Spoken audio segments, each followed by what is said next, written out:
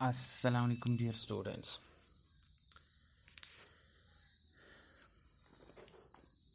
आज हमारा 5th part है इस लेसन का, जिसका नाम लॉन्ग वॉक टू फ्रीडम है, और इसको लिखा है इस लेसन को नेल्सन मंडेला ने। अपने पिछले लेसन में हमने पढ़ा था कि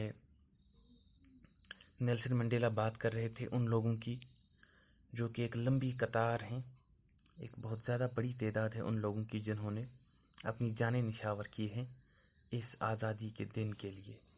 लेकिन अफसोस इनको ये हो रहा है कि आज आज़ादी के इस दिन वो सब लोग अपनी आँखों से ये सब कुछ नहीं देख पा रहे हैं, क्योंकि आज वो इनके बीच मौजूद नहीं है।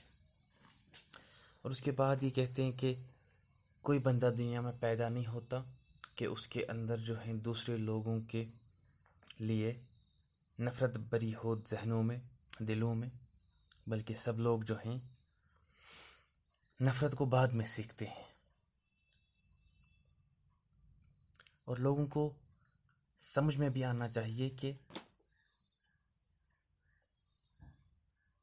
नफ़रत किस चीज़ को कहते हैं, तभी उनको मोहब्बत समझाई जा सकती है जब किसी इंसान को नफ़रत का मतलब समझ में आ जाए। और इंसान के अंदर की अच्छाई जो है वो एक ऐसी रोशनी होती है जिसको आप छुपा कर नहीं रख सकते, उसको आप ख़त्म नहीं कर सकते। In life every man has divine obligations. ज़िंदगी में हर एक इंसान के दो तरह की ऑब्लिगेशंस होती हैं, दो तरह के काम करने को होते हैं। ऑब्लिगेशंस यानी ड्यूटीज़, फरीज़ा, दो तरह के फरीज़े होते हैं। Obligations to his family, to his parents, to his wife and children. अपने घर वालों के, अपने पेरेंट्स के, अपने वाइफ के, अपने बच्चों के, एक तो ये जिम्मेदारियाँ होती हैं, इनका फरीज़ा होता है इन्हें अच्छी तरह से रखने का। And he has an obligation to his people, his community, his country. और दूसरा वो जो कि फरीज़ा होता है अपने लोगों को कोई भलाई के काम, अपनी कम्युनिटी के लिए भलाई के काम और अपने मुल्क के भलाई के काम करने की जिम्मेदारियां होती हैं।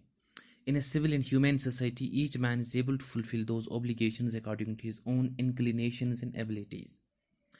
एक आम फाम इंसानी सोसाइटी में हर एक इंसान के लिए ये आज़ादी है कि वो इन दोनों तरह की जो फरीज़ा है, अपने घर को और अपनी कम्युनिटी को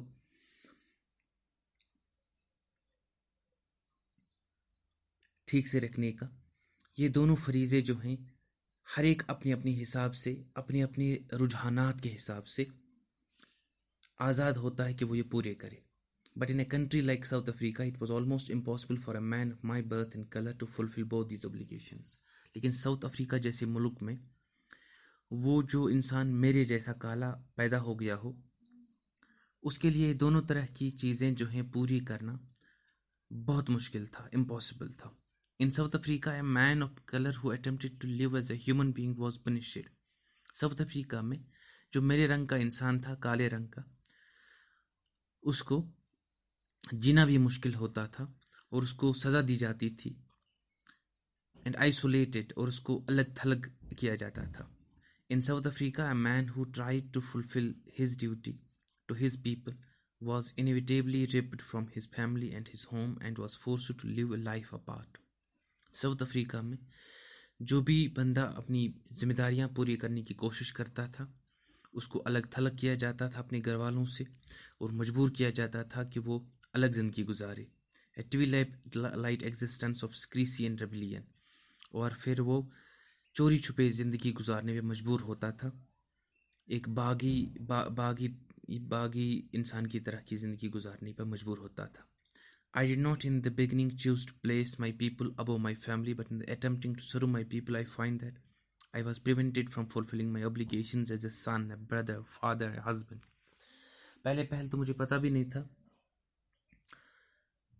कि लोगों को मैं अपनी घर से ज़्यादा तरजीह दूँ, घर वालों से ज़्यादा तरजीह दूँ। लेकिन जब मैंने अपनी फरीज़े अंजाम देने की कोशिश की तो मुझे रोक लिया जाता था। अपनी ज़िम्मेदारियाँ जो वो पूरी करने की थी वो मुझे पूरा होने नहीं दिया जाता था।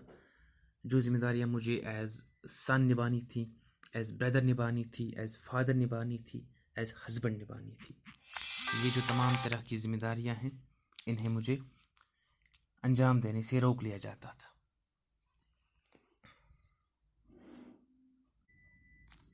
I was not born with a hunger to be free. जब मैं पैदा हो गया था तो ये भूख मेरे अंदर नहीं थी कि मैं आज़ाद रहूं। आई वॉज बोर्न फ्री, बल्कि मैं आज़ाद पैदा हो गया था। Free in every way that I could know, हर तरीके से मैं आज़ाद था जो भी मुझे उस दिन चाहिए थी आज़ादी। Free to run in the fields near my mother's hut, वो माँ की झोंपड़ी के इर्द गिर्द मुझे आज़ादी थी, मैं घूमूं फिरूं दौड़ूं। Free to swim in clear stream that ran through my village, और मैं बिल्कुल आज़ाद था उस नदी में तैरने के लिए जो मेरे गाँव से गुजरती थी।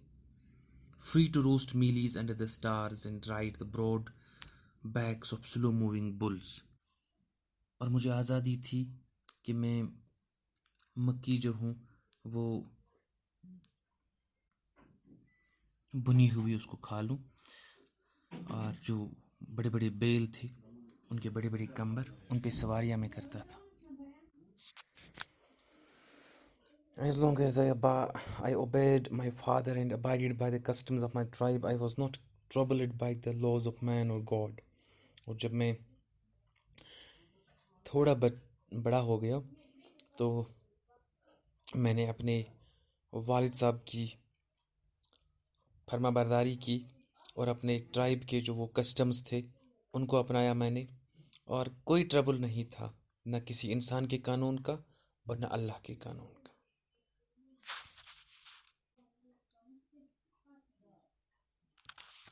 It was only when I began to learn that my boyhood freedom was an illusion. उसके बाद थोड़ा जब और बड़ा हो गया तो मुझे लगा कि बचपन की जो मुझे आज़ादी का मतलब जो समझ आ गया था वो सिर्फ एक इल्यूजन था, एक गलत फहमी थी। When I discovered as a young man that my freedom had already been taken from me, और जब मैं थोड़ा बड़ा हो गया मुझे लगा कि मेरी आज़ादी मुझसे ऑलरेडी छीनी गई है। That I began to hunger for it, और तब मेरी भूख जो है इसके लिए होना शुरू हो गई। At first as a student, और सबसे पहले जब मैं ए स्टूडेंट था, I wanted freedom only for myself. उन दिनों मुझे सिर्फ अपने लिए आज़ादी चाहिए थी। The transitory freedoms of being able to stay out at night, आरजी तौर आज़ादी कि मुझे घर वाले जो हैं रात के लिए इजाज़त दें कि मैं बाहर रह सकूं। रीड वट आई प्लीज्ड, और जो मुझे मर्ज़ी में आए वो मैं पढूं। And go where I choose, और जहाँ मुझे मर्ज़ी हो वहाँ मैं जा सकूं। बस इस तरह की आज़ादियाँ मुझे चाहिए थी। Later as a young man in Johannesburg, I yearned for the basic and honourable freedoms of living a dignified life, और जब मैं जोहान्सबर्ग शहर में चला गया तालीम के हासिल करने के लिए, उस वक़्त मुझे तमन्ना हुई बुनियादी और ऑनरेबल फ्रीडम्स के मैं अपने आप के लिए जीऊँ एक ऐसी ज़िंदगी जिसमें इज़्ज़त मिले, जिसमें मुझे रुतबा मिले, और इस तरह की आज़ादी की मुझे अब चाहत हो गई थी। आज का लेसन हम यहीं पे रोक लेते हैं और कल वाले लेसन में हम इसको ख़त्म करेंगे पूरे इस टॉपिक को। Thank you dear students, have a nice day.